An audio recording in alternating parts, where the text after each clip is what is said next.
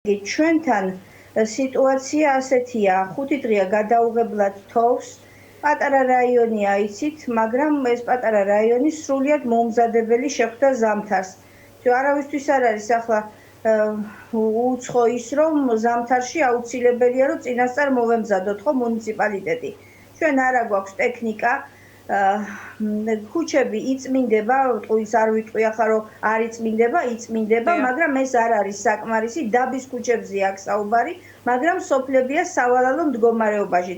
დაბაშიც მხოლოდ ერთი ქუჩა იწმინდება ამდენი ქუჩებიდან.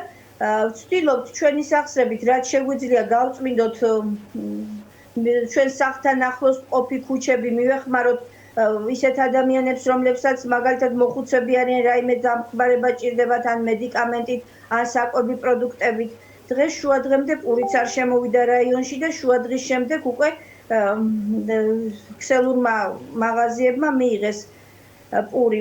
რა გითხრათ, აბა პატარა ტრაქტორებია, რომელიც მხოლოდ ესე იგი ხო შეიძლება რომ ქუჩას ერქვას გაწმენდილი, გაწმენდა რას ნიშნავს?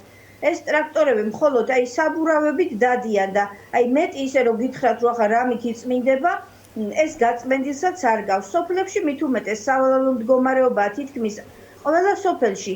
რამდენიმე სოფელი იქნება, სადაც შეიძლება ეს გაატარეს, სიტყვა გაატარეს, გავატარეთ ტრაქტორი. ეს რამდენად ნიშნავს გაწმენდას არ ვიცი. ვარძია, ხიდარი, მარელისი, ხემაღალი, ლაშე, არ მინდა ხა გამომჩეს ვახანი, წითელხევში რა ვითარება? წითელხევთან დაკავშირებით რა იცით? იმიტომ რომ არაერთი მოქალაქე იწერება ამ სოფლიდან რთული სურათის შესახებ. 5 დღე თოვს და 5 დღის მანძილზე არ გაწმენდილა ზოგიერთ სოფელში საერთოდ გზა. ცენტრალური გზა, ადამიანი თავის სახლიდან რაიონამდე რო ჩამოვიდეს. ამაზეა საუბარი, თორე სხვას არაფერს არ ითხოვეთ. უბრალოდ მოხუცები არიან დარჩენილი, სოფლები цаრიელია, მოხუცები არიან დარჩენილი, მათ არ შეუძლიათ ამ გზების თავიანთი სახსრებით გაწმენდა.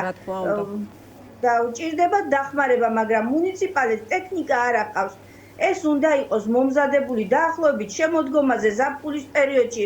ჩვენც უნდა გვყავდეს მუნიციპალიტეტს თავისი ტექნიკა, რომ თავიანთი პრობლემები თვითონვე მოაგვარონ, ხო? მაგრამ ეს ტექნიკა არ გვაქვს. ან არის ძალიან ძველი, ან 2-3 და ამდენ სოფლებს ეს ცოტა რაოდენობის ტექნიკა არ ყოფნის. ეს არის ჩვენი გასაჭირი ამ ეტაპზე. დაბაში ელექტროენერგია მოგვეწოდება, გაზიც გვაქვს, მაგრამ არის სობით 4 სოფელი, სადაც გაზის მიწოდება დღეს შეწყდა, მაგრამ იმედია რომ მალე აღდგება. ასევე სხვადასხვა სოფლებში ელექტროენერგიის მიწოდებაც შეწყვეტილია. რამდენიმე დღეა.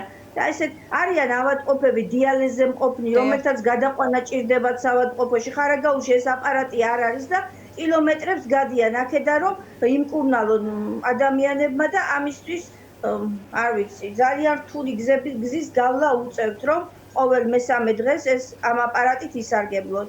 ეს მდგომარეობა დღეს ხარაგაულში.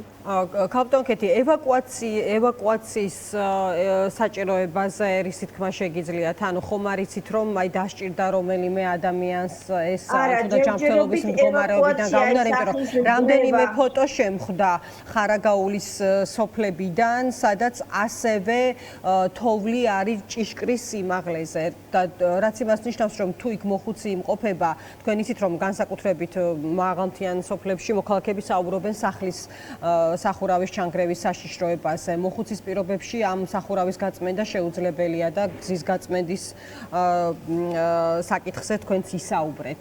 ამაზე რა სიტყვით? მაგრამ რომ გითხრათ, რომ სადმე სახლი დაინგრა, ან ვინმეს გამოყვანა დასჭირდა ამ ნანგრევებიდან, ასეთი სიტუაცია ჯერ ხარაგაულში არ ყოფილა და ღმერთმა ქნას ალბათ არც იქნება. ძალიან კარგი. კი ბატონო, დიდი მადლობა. დაგემშვიდობებით, კარგად ყოფნას და ჯანმრთელობას გისურვებთ.